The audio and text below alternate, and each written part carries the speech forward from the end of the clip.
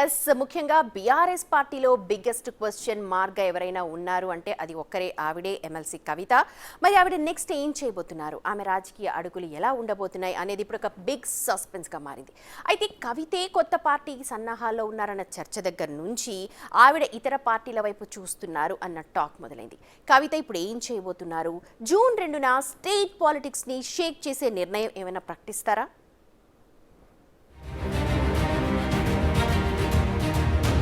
కవిత రాజకీయ అడుగులు ఎటువైపు? ఇదే ఇప్పుడు తెలంగాణ రాజకీయాలను ఊపేస్తోన్న అంశం. ఆవిడ రాజకీయ భవిష్యత్ ఏంటనే దాని మీదే రాష్ట్ర రాజకీయ వర్గాల్లో తీవ్ర చర్చ జరుగుతోంది. గులాబీ బాస్ కేసీఆర్ పంపిన రాయబారం విఫలమయ్యాక కవితే కొత్త పార్టీ పెట్టబోతున్నారని, అందుకు తగ్గట్లుగా గ్రౌండ్ ప్రిపేర్ చేసుకుంటున్నారనే ప్రచారం జరిగింది. దీనికి సంబంధించి జూన్ 2న కీలక ప్రకటన ఉంటుందనే టాక్ వినిపించింది. కానీ ఇంతలోనే ఈ చర్చ పక్కకు పోయి కొత్త అంశం తెరమీదకొచ్చింది. కవిత ఇప్పటికే ఉన్న ఓ పార్టీలో చేరతారనే ప్రచారం రాజకీయ వర్గాల్లో చర్చనీయాంశంగా మారింది.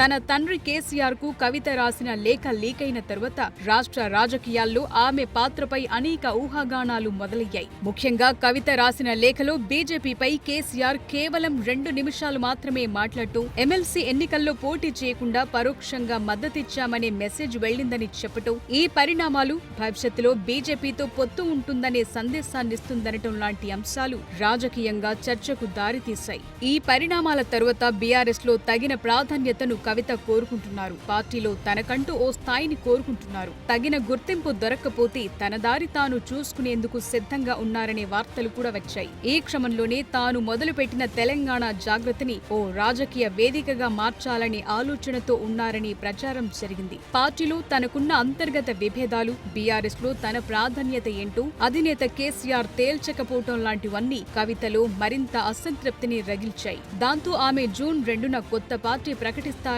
ఊహాగానాలు వినిపించాయి. కానీ ఇంతలోనే ఆమె కాంగ్రెస్ లో చేరేందుకు ప్రయత్నిస్తున్నారని ప్రచారం మొదలైంది. ఇది రాష్ట్ర రాజకీయ వర్గాలను ఆశ్చర్యానికి గురిచేసింది.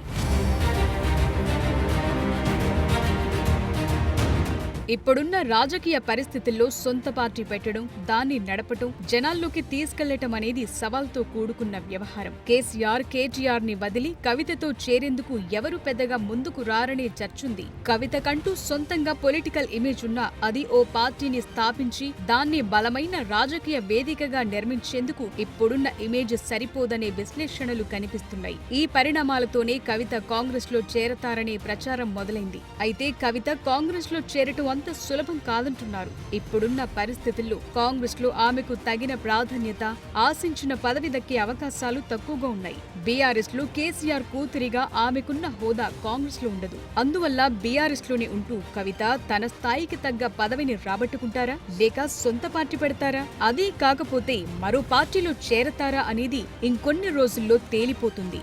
ఏదేమైనా కవిత తన రాజకీయ భవిష్యత్ కోసం ప్రత్యామ్నాయ మార్గాలను అన్వేషిస్తున్నట్టు స్పష్టంగా తెలుస్తోంది.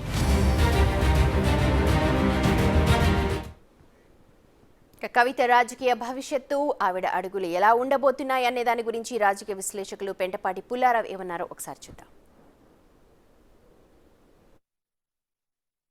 ఇప్పుడు రాజకీయంలో ఆ పార్టీ నుంచి బయటకు వచ్చేసి కాంగ్రెస్ పార్టీ జాయిన్ అవుతా అంటే అదొక ఆప్షన్. ప్రతి రాజకీయ నాయకుడికి పర్టిక్యులర్గా ఎవరైతే ఎమ్మెల్సీగా ఉండి కవితకున్న స్పెషల్ ప్లేస్ తెలంగాణలో ఉంటే ఎన్నో ఆప్షన్లు ఉంటాయి. చాలామంది పార్టీలు కూడా ఎదురు చూస్తారు. తర్వాత కూడా ఆమెకు పాపులారిటీ ఉన్నది, ఎంత ఉన్నది ఒకటి. రెండోది ఏంటంటే ఆమె కుటుంబం, ఆ ఫాదరు ఇప్పుడున్న మెయిన్ అపోజిషన్ పార్టీ కాబట్టి కాంగ్రెస్ పార్టీ జాయిన్ అవుతే ఆమె కూడా బాగా అడ్జస్ట్ అవుతుంది, కాంగ్రెస్ పార్టీకి కూడా లాభం ఉంటుందని ఒక ఆలోచన ఉన్నది.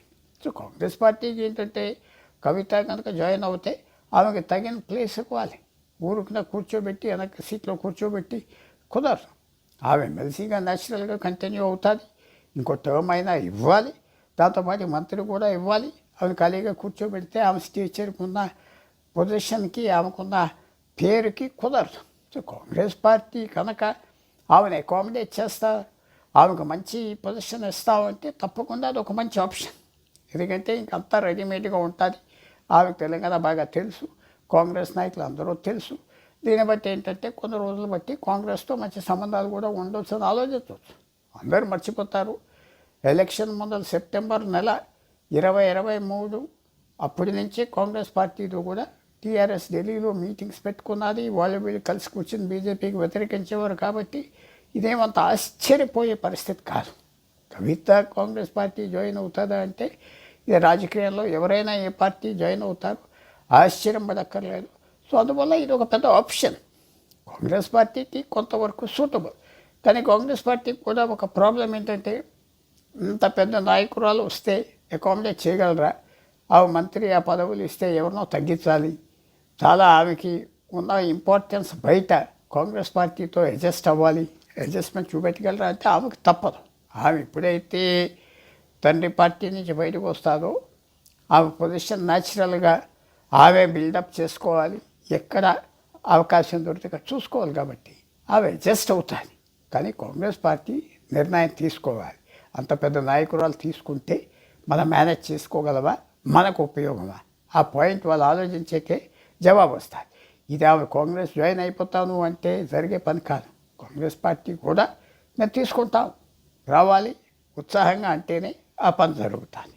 రాజకీయ రైట్, అది పుల్లారావు గారి విశ్లేషణ. మొత్తానికి మరి కవిత అడుగులు ఎటువైపు ఉంటున్నాయి అన్నదానైతే పెద్ద క్వశ్చన్గానే ఉంది. మరి 2వ తేదీన దాని మీద ఏమైనా క్లారిటీ వస్తుందో? ఒకవేళ 2వ తేదీ కనుక క్లారిటీ రాకపోతే నిజంగానే ఆవిడ వేరే పార్టీ వైపు చూస్తున్నారు అని చెప్పి విశ్లేషకులు అయితే అంటున్నారు. ఇది అవతల పార్టీ వాళ్ళు ఎలా రిసీవ్ చేసుకుంటారు?